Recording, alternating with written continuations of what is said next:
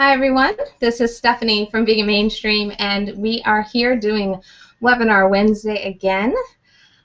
This time we're using slightly different technology, so for some of you out there, hopefully you don't have any issues being able to see our screen or being able to access everything.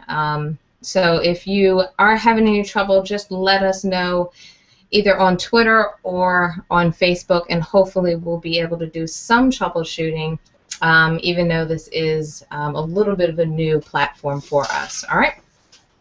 So with that, I want to get started here. A couple of logistics, just as we kind of wrap things up here, is that number one, we want to take questions during the actual event. So if you have any questions about the slides that you see, about the topics that we cover, anything like that, you'll see that question box there. You can submit them while we're talking, and that way I'll be able to see them pop up on my screen, as well as I'll be able to answer those questions and maybe even incorporate them as we go. Okay?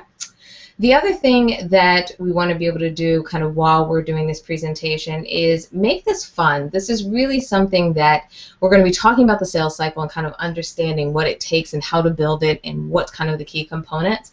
And for some of you, you may feel like, oh gosh, Stephanie, we're doing sales. It's the most painful thing, or I'm shy, or oh my goodness, how am I going to get all this stuff done and all that good stuff. So put all that apprehension, concern, fear, nerves, all that stuff you may have, I want you to kind of put that to the side.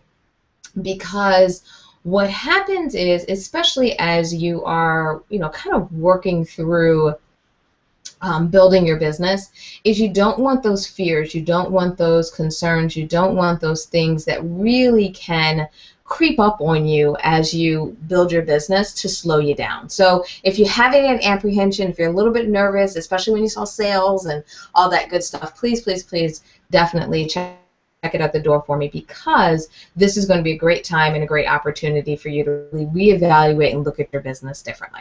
All right? And then, as always, we share the slides, and all that information will be sent out afterwards. So if you do have any questions or anything like that, afterwards we'll be able to interact with you and you'll be able to capture everything. Okay, so let's jump into the webinar, because we only have a little bit of time, and I'm really, really, really excited about talking about today's topic. So first thing I want to do is just set the stage and kind of level set what we're going to be talking about here and why we're doing what we're doing. And the number one thing is, this is where we're going to really be focusing on some of these bigger deals, these bigger opportunities. Many of you may have some aspects of your business that's transactional, meaning a person signs up and buys a class from you. Maybe you're a wellness coach and someone will maybe do a 1-hour consult with you. Or if you're doing food, maybe you have, you're doing a local farmer's market. Maybe you're even selling on your website and all that good stuff. That stuff I kind of consider the transaction side. If you're an author, maybe you have a book, you're selling it on Barnes & Nobles or selling it on Amazon. But for many of you, those are kind of that business that requires a lot of large volume, large activity. And what I want to do is kind of put that to the side for a second, because what I want you to focus on is, what are some of those bigger opportunities in your business? What are some of those things that not only create or can big revenue for you, but they're the deals that really can create some consistent revenue for you. And for many of you, if you're a wellness coach, this is where you're hiring someone for a 6-month maybe private engagement, or you're getting a contract deal where you're going to be doing coaching ongoing, or you're getting hired by a third-party company and they're going to actually have you doing some coaching or training. If you're in food or maybe clothing or maybe beauty products, anything that's kind of that life cycle sector, maybe you're looking at wholesale opportunities. You're looking for people that you can sell your product to. So while you're still doing that transaction side of the business, what we always talk about here at Vegan Mainstream is diversifying your revenue. And one of the biggest ways to do that is to make sure you're looking at some of the bigger deals as well as some of those transactional opportunities. And I think that's where a lot of us as small businesses fall down. We chase a lot of that transactional business and we forget to balance it with these larger deals like wholesale, private label, maybe getting into distribution channels or chains, or getting into some of the small local grocery store chains so that your products are featured and so forth. And to do that, a lot of times, this is going to take a lot more churning. This is a lot more contact, interaction. These are probably going to take a little bit longer to close that deal or close that opportunity. And as small business owners, there's so many distractions, so many things going on that it's very easy to lose our way. It's very easy to kind of focus in on the here and now. And sometimes we'll start to lean towards that transactional side of our business and not look at these deal sides of our business, just because that transactional business is kind of feeding our energy, it's feeding our interest. And also sometimes because it's moving and moving and moving, what happens is it tends to pull you that direction, because these deals, because it takes so much time, you don't get that instant gratification. Okay? So what I want to kind of encourage you to do is not only diversify and make sure you're looking at these big deals and thinking about your business. Do I have an opportunity that gives me or brings me in bigger money, ongoing money, monthly money? What I mean by that is, especially as an author or maybe expert in your field, are you getting speaking engagements? Do you have 2 or 3 that are paid speaking engagements that you have set up in a year? And that may be because you're working with your local organization, association in your field. Maybe there's a local community or there's a local event that comes up every year and you get brought in as one of the guest speakers. Maybe you're getting hired because maybe you're doing cooking and so forth. So maybe you're doing classes, you're doing things at a local cooking school, and you're not really selling the individual classes. You're actually being hired by that school to be the actual chef or teacher or trainer or something like that. Or maybe a college or university is bringing you in and having you do teaching or classes for their faculty. This is what I mean. Those kind of bigger deals where you're going to be really maybe doing proposals, contracts, and this is something where you're going to be signed up for months or maybe even years in advance. Okay? So let's focus on the bigger deals and let's think about what we can do. Now from there, I got to talk about the scariness. I got to talk about sales. And one thing I want to say before we get into the logistics and digging into everything we're doing here today is I do want to make sure that you're dedicating time to sales. One of the biggest challenges we have as business owners is there's so many things that can distract you. And even as managers in a business, and even from a vegan standpoint, because many of us are passion-based businesses, because many of us are really feeling like we're doing something for, the environment, for animals, and really helping people, sometimes we forget to focus on the sales side of things. We get really caught up in the feeling and the emotional side, which is good. You have to have a purpose, and I'm really, really big, if you've been on any of my other webinars, on the importance of really making sure that what you're doing has an impact. What you're doing is really needed, and we're not just, selling products or selling widgets or gadgets to people. We're really selling people something that has value to them and selling people something that we really, really, really believe that can make a difference in the world. But you have to couple that with that you are actually a business. You are something that is an entity that has to support itself, and in many cases, you want it to support you and your lifestyle. And it's very important that you get to that point, and to be able to get to that point so you're not working during the day and working at your business at night, working during the day and working your business on weekends, working all day long, coming home completely exhausted, and then trying to work on your business. To flip that scenario around so that you are full-time on your business, which does take some time and is a transition process, you have to dedicate time to sales. And I always mention to people that you should be doing it on a weekly basis. So one thing I want you to do in this webinar, or as you're thinking today, is how much time do you dedicate to sales each week? And if the answer is 0 or it's not consistent, that's the one big thing I want you to take away today, is make sure you work on dedicating some time to sales. And that will be in some of the examples we'll talk about today, which is building sales funnels, which is talking about identifying opportunities and creating ways that people can buy your product and understand who you are and how their product fits your interests. But you really want to be able to say how much time, and do it in a very matter-of-fact way. If you're working in your business full-time, let's just do it off a 40-hour work week as an example. How many hours are you doing? If maybe you're working on your business 2 days a week, 3 days a week, then do you say 1 day a week I work on sales, half a day a week I work on sales?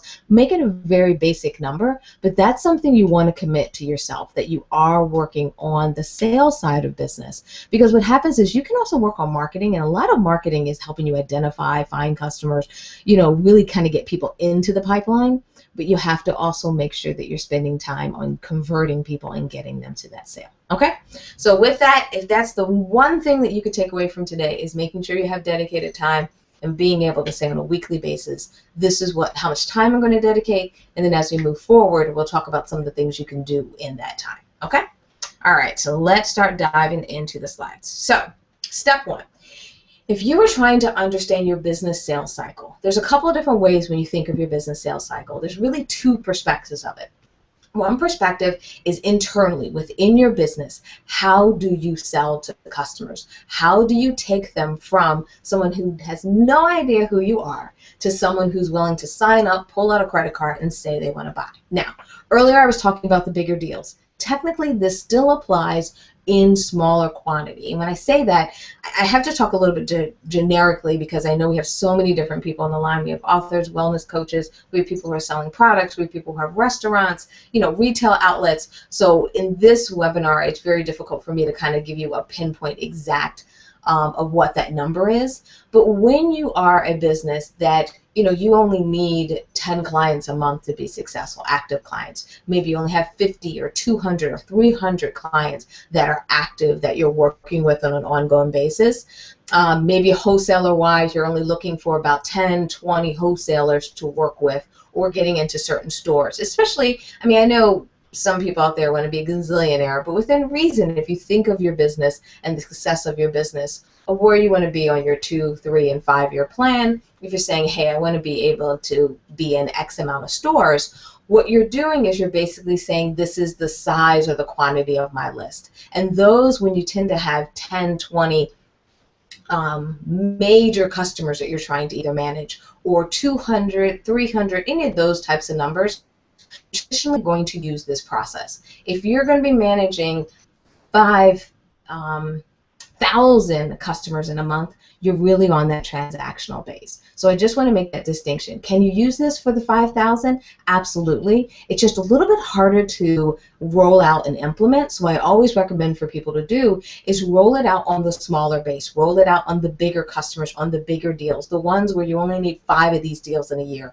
or 10 or 20 of these customers a month. If you roll it out there, then you can also apply it to your transactional side of the business. So I hope that's clear. If you guys have any questions what I mean by kind of transactional side of the business versus those bigger deal side of the business, please, please, please just post them online and I'll take a peek at them. Okay. So now that we've talked about that, we're on these bigger deals, we're looking at these bigger opportunities, your first step is to prioritize your contacts. So if you've been in business for a while, you have to know who the people that you interact with, who are they? What are they? A lot of times we throw these terms around like prospects or someone's a lead or something like that, but you truly should know in your business who is a suspect, who's a prospect, who's a lead, and who's an opportunity. And there's really a big difference between them. Because as you can tell probably by the way I have it set up, as you move, people should be moving from suspect to prospect to lead to opportunity to actual customer. Okay? And if there are all these different steps in the process, there has to be a difference between someone moving from step to step to step. The other thing about your business is when we talk about takeaways and things that you want to do, this is one of those pages that you want to work on and be able to say, okay, I need to identify or understand who are my suspects, who are my prospects, who are my leads, and who are my opportunities. So you want to sit down, and where I have the words in here kind of as placeholders, you're going to go through this exercise and you're going to actually define what you consider a lead versus a prospect. And let me give you these examples. Suspects are normally people that are just happen to be in your database. These are people that you're interacting with and that are maybe aware of you, but it's very a light interaction, meaning they maybe came to your website once, they checked out a blog post, they liked you on Facebook, they retweeted something, so it's not a heavy engagement, but they are on your radar. Now what happens is this is where we tend to have our largest bulk of people because we tend to bring them in from social media or environments like that where it's a very light engagement in the beginning. So when you think of your database, now for some of you, you may have taken my other webinars and you've created a client relationship management tool and you actually have a really good idea of the people that you've interacted with and met over the years. Those are probably just the people that are your suspects. Now, when you think about your prospects, these are people who are looking for a solution, meaning they need something. They have an actual need that maybe hasn't been met yet. And often these are people who have taken some type of action. So instead of just reading a blog post, maybe you've gone in and subscribed to your blog post. Maybe this person has gone in and subscribed to your email. So what happens is they've taken that additional step to say, what you have might be of interest to what I need or what I'm looking for. Then your next stage is a lead. A lead is someone who's actually been pre-qualified. And this is where you're starting to sometimes get into that heavy-duty, more marketing type of activity, because this is a person who maybe has subscribed to something, but now they've taken that additional leap. This is someone that maybe has gone on your website and filled out a form and said they were interested in following up or getting additional information about your services. Maybe this is someone who's gone in and looked at a product video on your website, or maybe they've looked at or joined a webinar. So they're really starting to get some understanding. Now, same thing if you're looking in this, maybe it's the wholesale opportunity. Maybe this is someone who's reached out to you and said they actually are interested in your products and maybe bringing your products in your store, but they'd like to learn more. Maybe this is someone who has reached out to you, or you've had a conversation with them and they said, hey, we really like to diversify. Your product seems to be a good fit. I'd love to sit down one day and talk about how we can build this into an opportunity. That's a lead. That's someone where there is an opportunity or kind of a need identified, so they've already passed that prospect phase, but you've also pre-qualified and determined that it is a good match. Because you will have situations where people are looking for something and you're not the solution. Meaning if someone's looking for the cheapest option out there and you're a high-end product. If someone is looking for something that is available local and you are a nationwide provider, or maybe you're on the West Coast and they're looking for someone in the local Massachusetts area, it's not going to be a good fit. Even though your product may be perfect for them from a technical standpoint, it's still not meeting the actual need and you're not able to fulfill based on the requirements that they have for a local vendor. Okay? So it also has to kind of have that double check on both sides. Then you have that next phase, which is the opportunity phase. And this is where they've actually gone from just kind of saying, yeah, this sounds like a good opportunity, to really quantifying it and putting this into perspective. This is when you're going to start doing things like sending out samples to people so they can try out your product, especially if they're thinking about putting it into their stores or putting it on shelves. This is where you're going to be maybe submitting your information for review, especially if you're trying to get into a chain or get into multiple grocery stores or something like that. A lot of times they'll have review boards, or they'll have groups that actually sit down, try the product. You're going to send over maybe a product spec sheet and really get them some information, because they've said they really want to take it to that next level. Maybe that conversation you had with someone earlier where they said you'd be a good fit for the store, when they actually say, hey, would you submit your products to me? That's when you move them into the opportunity stage. So I hope I've kind of explained what each one of these stages are well. For some of you, you may have been in business for a while and you're like, okay, can I reverse engineer this? I'm not really sure what my right definition is. And one way people do it is they look at the actual stages or things that people have done. So that's why I put the social media, the subscribe, the webinar, and the demo, because that'll help you understand that if a person has gone through one of those steps, then you can start to identify if they're a prospect, a lead, an opportunity. But the big takeaway from here is you got to prioritize those contacts. Now, for some of you, you may say, okay, Stephanie, I don't even have suspects. I don't even have anyone in my database. I really don't know. And for most of you, you probably do.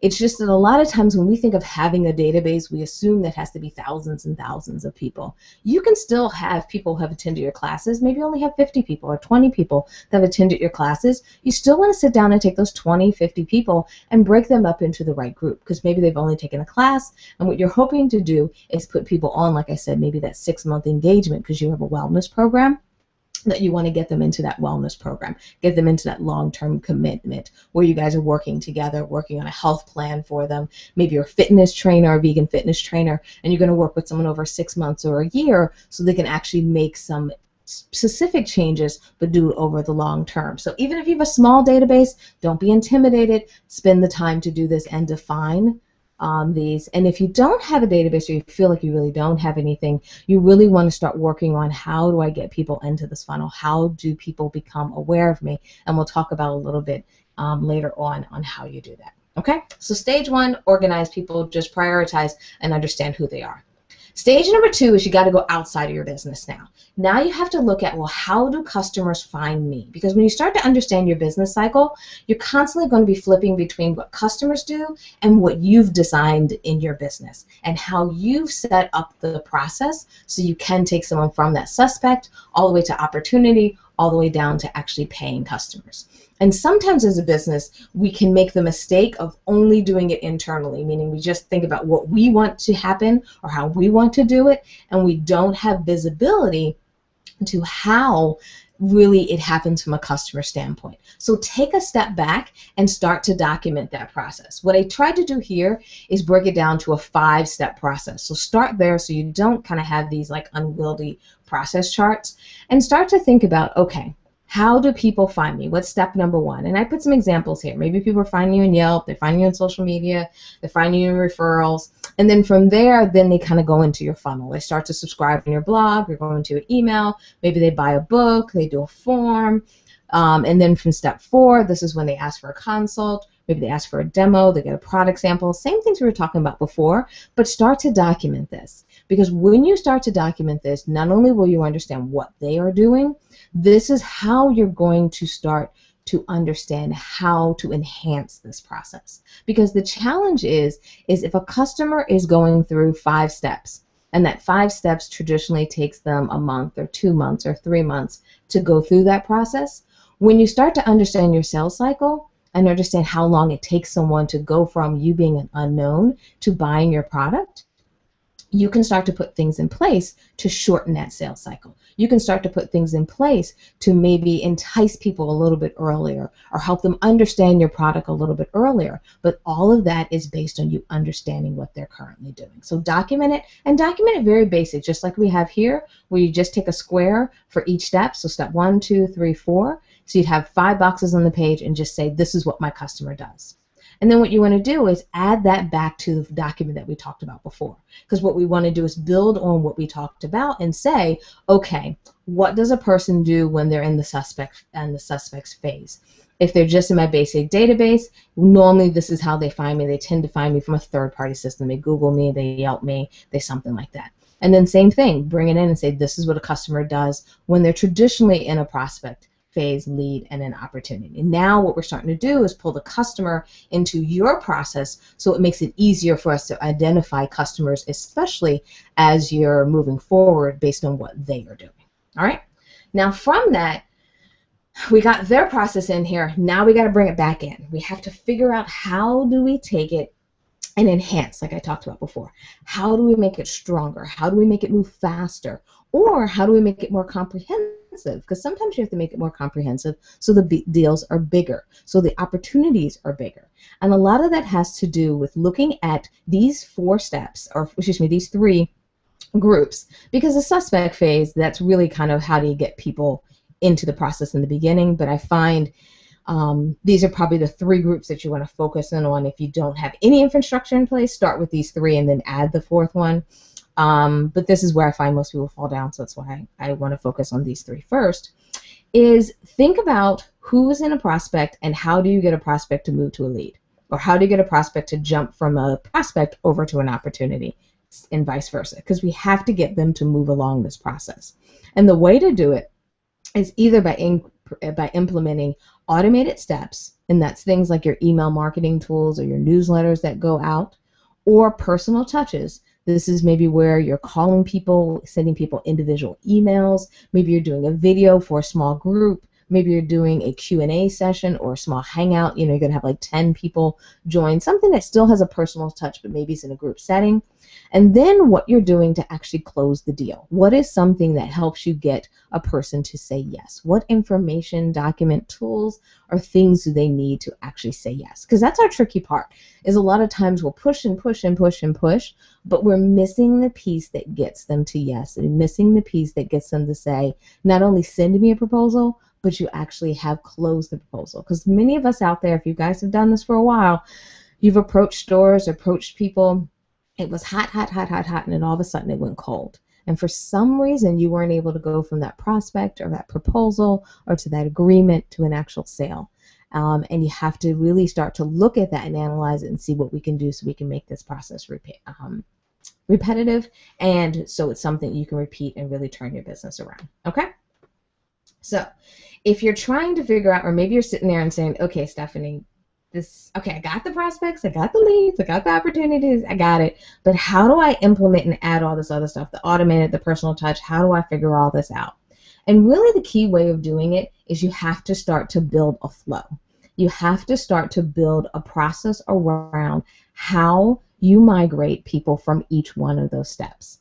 And the best way to do it is to use this kind of methodology. This is what I found is really a great way for you to understand what's happening from a customer's point of view, implement specific things along the process so that you can migrate them and move them into customers. The other thing I like to talk about, and I use this slide in some of my other presentations, is to help people understand that moving someone from a prospect to a lead or a lead to an opportunity is not all about the conversion.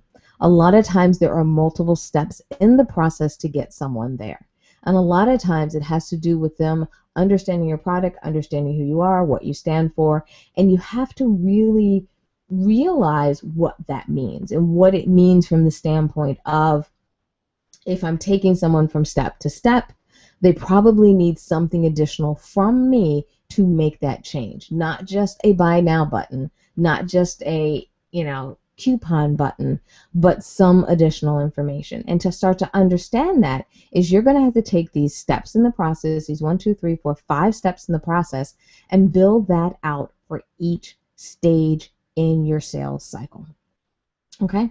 And what that means is you're going to have to sit down and figure out, how do you listen to prospects? Because one mistake we tend to do is we try to listen to everybody the same and try to document everyone's concerns, issues, needs at that same level. And if you already know someone is a prospect, you've already maybe pre-qualified them into a lead bucket, you should be listening to them, and listening to them in tools like we do using social media. Now, this is going to require you to have a really good client relationship database, but this is why you start to follow the Twitter streams of your prospects, of your leads, of people who are in that opportunity bucket. Because what you want to do is understand what they're looking for, what they need, what are some of their concerns, what's happening in their business, and how what you do can bring a solution about. The same thing, you have to tend to entice them. You have to do something fun, an activity, an event, some fun content, maybe an extra level of service that you're going to offer to help really engage them in what you're doing. Now, some of that may be in social media land, some of that may be in an email that you send out to your group, some of it may be a packet that you drop off. That's all going to depend on your business. It's all going to depend on your marketing channels that you have at your fingertips and that you use, and also it depends on what you are selling to a person. But what you're going to do is you really have to sit down and say, okay, if I'm selling X, this is going to be my process. And what's exciting about this, and I'm not sure if all you guys know, this is kind of what I call our part 1 of understanding the sales cycle. We're actually going to have a part 2 to this. It's going to be a more detailed class. We call them kind of our Teach Me Tuesdays, and I'll talk a little bit more about it later on. But what we'll do in those classes is we'll talk about the specifics. We'll take a specific product and walk it through this whole process. So you can not only get the concepts and the background that we're talking about today, but show you how to actually implement it. And that's what we'll do. We'll talk about, okay, if you have a beauty product, as an example, or physical product, if you're going to try to entice people, maybe you're going to send out content to them. Maybe you're going to send out copies of clippings of people using the product. Maybe you're going to have some actual videos that teaching people, or maybe testimonials of people using your product and talking about your product. You're going to do something so that if someone thinks of bringing it into their stores or into their chain, now they have content that will encourage them to make that change or take the action you want them to take. You also have to spend time to educate and prove that your product is real to them. It has to be in real life situations. So this really requires you to show them the bottle, let them see what it's like, get them a perspective on what the packaging looks like, especially if you're going to be doing something where it's going to be sitting on a shelf, or if you're doing certain foods and you're talking about shelf life. I mean, you really have to bring the product down to what is important to that customer. If you're a wellness coach, the same thing. You have to help them understand, how have you helped someone? What is the process? What are the real life expectations? If they go through a 6-month program, what happens at the beginning? What happens at the end of 30 days? Then what happens at the end of 60 days? What happens at the end of 90 days? So people can start to understand what they should go through if they buy your product. And a lot of times we forget to invest in that understanding or help people, because the more they understand what they're going to receive, the more they understand how what they receive is going to help them achieve what their initial goal is, or how your product helps them achieve kind of a bigger goal, the more likely they're going to buy, the more likely they're going to sign up, and the more likely that they are actually going to take the action that you want them to take. And then from there, the next step is you got to make it easy to purchase. This is when the conversion is finally happening. So this is where you're going to include links that take people directly to a sign up. Or you're going to give someone, if you're going to send them a newsletter and it has a picture of the image in the newsletter, if they can click, they should be able to click that image and go directly to a page that has them buy, not to a page that tells them about the product, and then they click another button that sends them into a shopping cart, and then another button so they can actually buy. You have to make it simple and streamlined. If you're going to be invoicing people or sending out proposals, you have to figure out a way. Maybe you have a form that people fill out so that they can give you some basic information so you can turn an invoice around quickly. Maybe, or you're sending out a proposal or a business proposal. You want to have a template already set up and ready to go. So when someone says, yeah, I'm looking at doing the 6-month plan, what does it entail? You should already have a PDF or an email that you can actually send out to them that breaks down all those steps. And in that email, you have a link so they can sign up. Because what you don't want to happen is you send a person an email, say, I have a 6-month wellness program. You can sign up and work with me over 6 months. And then they say, okay, yes, I'm interested. And they have to email you back to figure out how to buy. You should already have that set up. You should already have that link set up. You should already maybe you do an online web form that people can go and click on it and they can go buy it. But have the process simple and easy if people want to say yes. Now, if you're doing something on a corporate level or doing something as a proposal and you're sending out an actual contract or something like that that someone has to read through, the same thing. Don't send it out in Word, send it out in PDF because you don't want the formatting or have any problems with formatting. If you're going to turn something into an agreement, make sure you have an agreement page and your terms and conditions in there. Really think about what can you do if someone is going to be signing up with you. What information do they need to make the decision, but what information do they need to actually close the deal? And then finally, you got to make sure you have something that nurtures the process. A lot of times we get so excited about the deal, we're like, yes, I'm in stores. Yes, I got someone to sign up for the 6-month agreement. Yes, I got a new distribution channel. And what we forget is you have to keep nurturing that relationship, because that relationship can lead to your next customer. That relationship can help you with those referrals moving forward. That relationship may also mean additional opportunities and additional contracts down the line. So don't be short-sighted and just think about getting that deal and then jumping to the next person. You have to have a process in place so that you truly can nurture your customers. Okay? So we talked through that flow, we talked through the basic. Now some of you are sitting there saying, oh my goodness, Stephanie, how am I going to get all this done? I mean, I know you told me I need to have some dedicated time in the day to sales, but you didn't tell me I have to do the entire week. An entire day is going to be dedicated to this whole process. And that's not what I'm saying. What this is building a process flow. You're building this so you have a consistent process around helping your customers. And this is something that once you get it documented, once you get it set up in your business, it should flow through. You should know how you want to do wholesale deals. Yes, there'll be some tweaking. Yes, there'll be some changes, but you should have a basic idea on how wholesale does, how long-term deals should be, how contract agreements are, how speaking engagements that you want to be setting up, how coaching or training sessions are going to be if you're going to be doing them, if you're having people come out to you and visit you for an event, how they're going to do if they're doing a week-long event or activity with you. You should have that documented out. You should know that process. So ultimately, in the end, what you're going to do is you're going to come back to the same document that we talked about before, and you're going to update it not only with the customer flow, what the customer does, but like we just talked about, all the things that you're going to be doing to listen, to entice, to convert, and nurture your customers as they go through each step in this process. So what I added at the bottom of the page are just some of those examples. So in the green, that's what I added. Where in the blue, that's what we had, where maybe what the customers were initially doing on your process or in your website. And this is how we start to enhance that customer flow with activities, events, sign up forms, and ways that you can actually bring customers closer, bring people through the process faster, and it becomes a repeatable process. So you know when someone is a prospect, what you try to do is make sure they're on your weekly emails.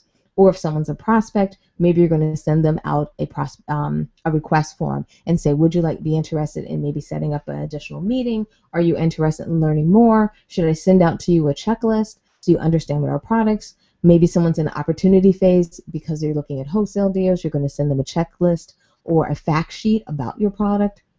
And this is how you start to incorporate those things together. So I don't want you to look at this and say, oh my gosh, I got a blistering headache because there's so much going on. Because really what we're doing is we're kind of going big with the concept, and then we come back down to this level where you simply are able to say, these are the steps I take to move someone from suspect to prospect, from lead to opportunity. It's the brainstorming that's big. The execution of it should be simple, should be basic, and like we talked about before, there should be elements that are automated, elements that have a personal touch, and elements that help you truly close the deal. All right? So with that, I'm just going to double check and see before we kind of wrap things up. We got about 20 minutes left, so I was hoping we had about 5 or 10 minutes. Excuse me, about 10 minutes left for some questions. Let me see if you guys have submitted any questions so far. Just jumping over here into my databases, and I don't see a question yet. Okay. Let me just look at one more of my little databases here.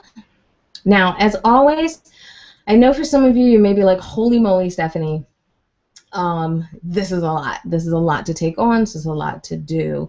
And yes, this can be a process of something, but as I've always said in a lot of my workshops, you should always be working on your business. So every other weekend, once a quarter, every other month, you should always be setting aside time. It just depends on the size of your business and the demand of your business. At a minimum, you should be at once a quarter sitting down and understanding what, how your business works. And this is the same thing in the sales cycle. This is something's a weekend project. This isn't a 4-week project. This isn't a 20-page document. This is really turning out a 1-pager at the end and saying, okay, and maybe it's 2 pages just to make it clean, where you actually are able to go and identify what are my buckets, classify people or categorize people into those buckets, define what those buckets are, and then set up a process flow for each one of those buckets and start to execute it.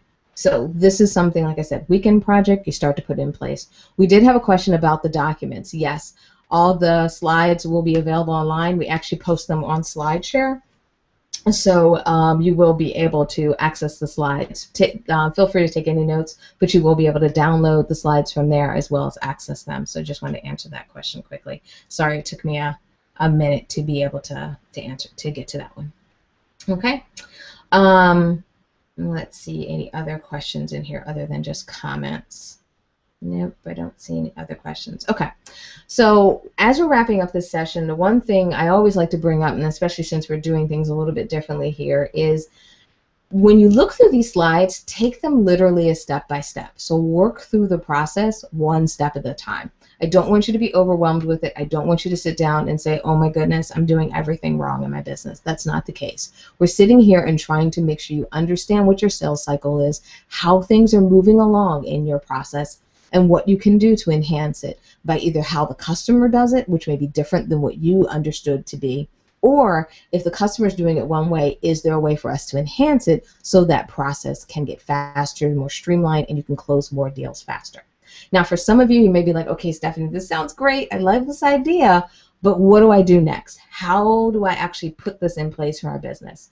And if you're kind of at that what do I do next type of phase, then what you probably want to do is look at our next class. We've implemented this new tool because a lot of people have loved these webinars. We've gotten some really great feedback from them, but people have felt like, okay, I need a little bit more detail on on the implementation side of it. So we're launching this new program which is going to be called Teach Me Tuesday. Teach Me Tuesday is a program that we have set up, which are going to be kind of the phase two or the part two of our Webinar Wednesdays. Now, these classes will be paid classes. We normally charge about $18. Anyone who signs up the day during our webinars or the day after, the day of our webinars, we give you a little bit of a discount. This time we're going to charge about $14. So I'll post a link on here so you can sign up if you guys are interested.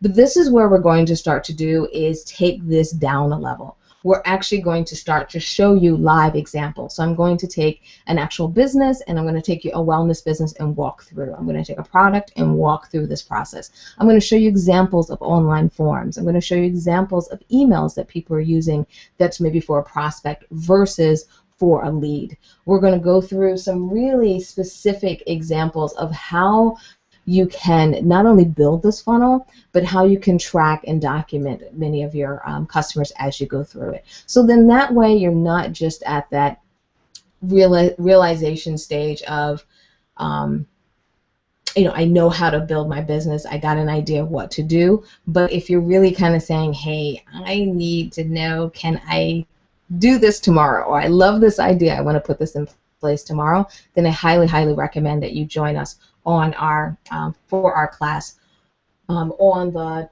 24th of June. We're going to do these sessions all at night. So we're going to set this up because I know many of you are kind of doing nights and weekends and really trying to work through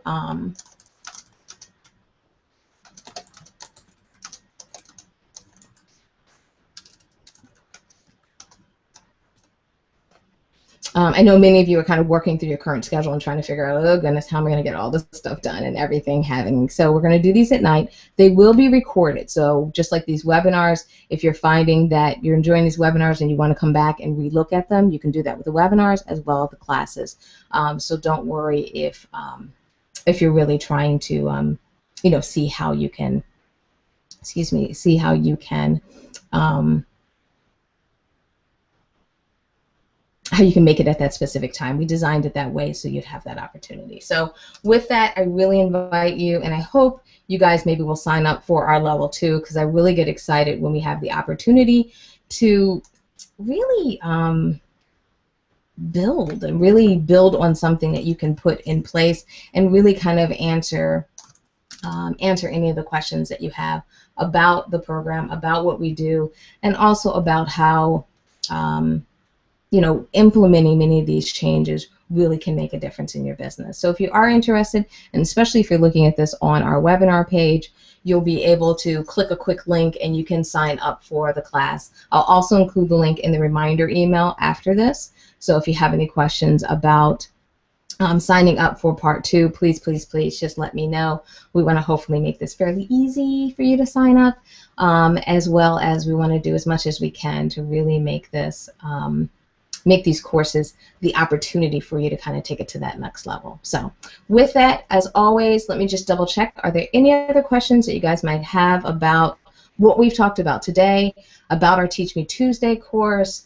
I'm just going to kind of screen here through our Twitter and our Facebook. I just have to scan very quickly. It looks like we just have kind of general questions or things I've already answered so far. But everything's looking pretty good so far. It looks like this has been helpful for people. Oh, I see a couple more questions. Give me one more minute. Perfect. Okay. It looks like we've answered the questions for people. I've gotten some thanks for this, so I'm really, really glad this is helpful. This makes sense. Absolutely. If I got a question about using this, and especially if you're going to be using this in your business or training people, for some of you, you may not, you may be running the business or the business owner and you're thinking on bringing in a sales team, or maybe you have a team of people who are helping you with this. Absolutely. Feel free to use these slides to actually help train any of your staff or any of your people. We put these out, and that's why we do our Webinar Wednesdays. It's free to really help people who need maybe some tools and some information right away and up front, so that you can get things going. And then, like I said, if you have the budget for it, we love it, love it, love it when you're able to come to our Teach Me Tuesday, because it helps us kind of teach you that next level of implementation and also show you live examples. But absolutely, if you want to be able to use this with your sales staff or use this information, please feel free to do it. We welcome it, and we're just very honored that that this has been helpful for you. Okay. Let's see, just checking really quick before we wrap up today's session, and seeing if anyone has any other questions. It looks like we're good on the questions. I'm just going to double check one other console for me, but it looks like I've answered everyone's questions. So as always, thank you for coming to Webinar Wednesday. We had a really good sign up this time, so I'm really happy that that we had so many people interested. Oh, we had a quick question about Teach Me Tuesday course. Teach Me Tuesday courses are about an hour and a half.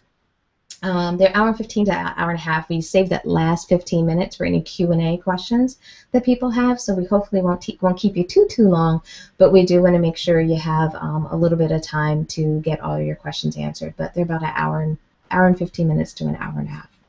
I know they're tough for anyone who is on the East Coast. 8 o'clock can be really late, but we find it really works well because people can eat dinner and all that good stuff before you, before you jump on the line, and then we can dive in and get that information. Also, because it's recorded, if you have to duck out or if you have to, run and do something, answer the door in the middle of the presentation, you'll always be able to jump back into it and watch it at a later date. Or if you did watch it live, I know sometimes it's nice to get a little refresher, and you will be able to go back to it and access it.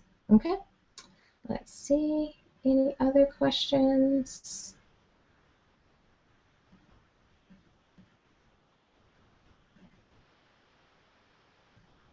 All right. I don't see any other questions in here, so once again, thank you. Appreciate you guys for coming out. And if you guys are listening to this recorded and you're interested in signing up for Teach Me Tuesday, we will have a separate link, which will be our traditional link to sign up with. I'll include that in the webinar notes, so you'll be able to grab those and register for it. Like I said, it's on June 24th, so we have a couple of weeks, so it gives you a chance to kind of massage and work through some of this data, think about some of the ideas, maybe update some of these pages, and then I look forward to you guys coming back to our Teach Me Tuesday, where we'll kind of show you that next level and where you've had a little bit of time to dig in deep so that we can talk about implementing things specifically for your businesses. Okay? I hope everyone has a wonderful, wonderful Wednesday, and we'll talk to you next time, Webinar Wednesday. All right, take care, everyone. Bye.